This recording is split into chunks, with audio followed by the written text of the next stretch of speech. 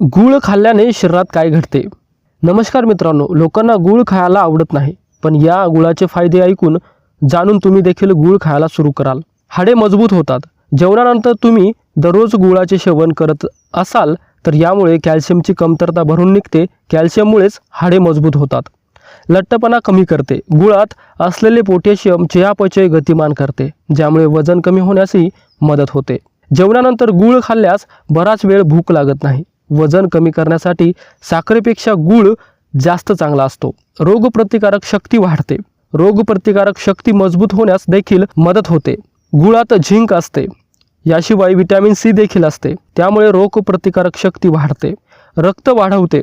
शरीरात रक्ताची कमतरता असल्यास अशा व्यक्तीने गूळ खायला हवा. यामुळे लाल रक्तपेशी वाढतात. हिमोग्लोबिन कमी असल्यास देखील गूळ खाऊ शकता. मित्रांनो, अशीच माहितीपूर्ण व्हिडिओ पाहण्यासाठी आम्हाला नक्की फॉलो करा. धन्यवाद.